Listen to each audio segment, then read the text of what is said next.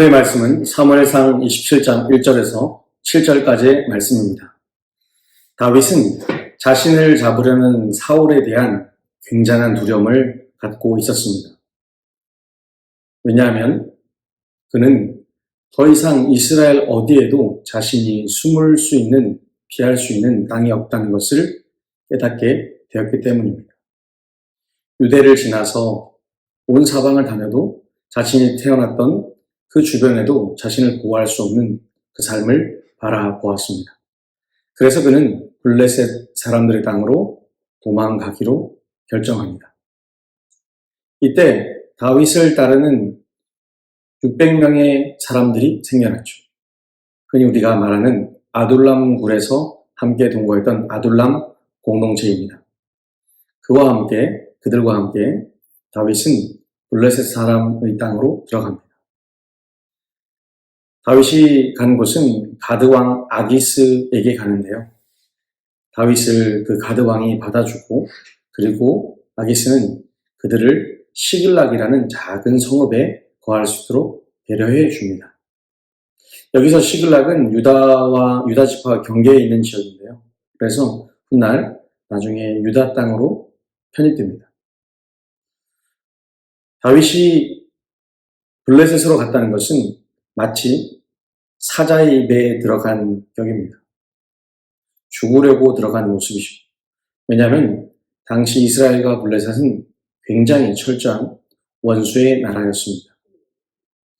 가깝고도 먼 나라, 마치 우리나라가 일본을 대하는 모습과 좀 비슷하지 않습니까?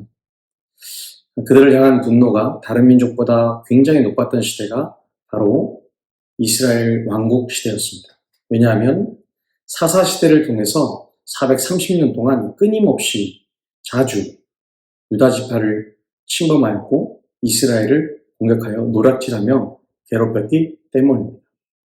마지막 사사였던 삼손의 이야기를 보면서 그때 가장 힘들게 했던 사람들은 바로 블레셋 사람들이었습니다. 다윗은 왜 하나님께 물어보지 않고 그런 행동을 스스로 결정했을까요? 우리는 많이 궁금합니다.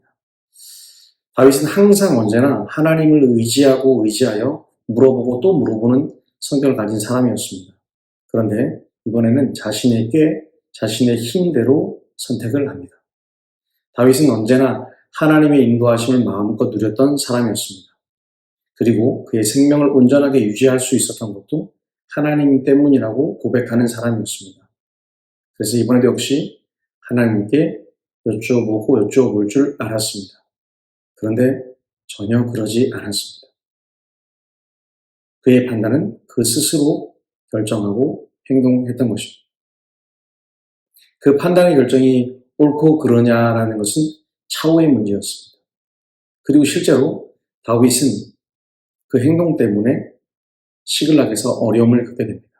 자신들의 가신들과 가족들이 매우 곤란한 상황을 겪게 되는 것이죠. 우리는 다윗을 성경에서 가장 선하고 하나님의 마음에 합한 사람이라고 축복합니다. 그리고 그의 선택이 매번 옳지는 않겠지만 하나님께서 그를 향해서 매번 신실하심을 보여주셨습니다. 우리는 여기서 생각해 봅니다. 선한 사람도 믿음의 사람도 한두 번 실수할 때가 있다. 아니 어쩌면 허물들이 뭉쳐서 만들어져서 그 허물 속에서 계속해서 회개하고 살아가는 사람이 믿음의 사람이 아닐까 하는 생각을 해보게 됩니다. 다윗은 어김없이 이번에도 그 허물을 만드는 사람이 되었습니다. 하나님은 우리에게 영원한 언약, 그리고 영원한 축복, 영원한 구원을 약속하신 분입니다. 다윗에게도 마찬가지입니다. 이처럼 하나님의 약속을 받았고 살아가는 사람들은 그 약속대로, 그 말씀대로 살아가면 되는 것입니다. 눈앞에 보이는 상황, 어떠한 여건, 그것에 휩쓸려 나에게 유리하다면 결정하고 유리하지 않다면 도망치는 것이 아니라 오히려 말씀이 이끄는 대로 우리는 선택하고 따라가야 될 줄 믿습니다. 오늘 다윗은 그러지 못했습니다. 그럼에도 다시 한번 하나님 앞에 설 수 있었던 것은 하나님의 신실하심 때문입니다. 우리는 살아가면서 많은 것을 겪습니다. 당장의 결과, 어떤 선택에 대한 결과, 그 모든 것이 나를 인도하시는 하나님께서 나를 통해 약속하신 신뢰의 모습, 그 신뢰하는 행동의 결과임을 믿고 하나님 말씀만 따라서 달려가는 복된 청소년 가족들 되시길 축복합니다. 그래서 가장 필요한 것이 무엇일까요? 바로 우리가 그토록 강조하는 인내인 줄 믿습니다. 인내하는 자만이 승리의 열매, 성공의 열매를 먹을 수 있습니다. 하나님께서 거두어서 풍성하게 하실 그때까지 풍성한 삶을 준비하시면서 믿음의 여정을 잘 살아가는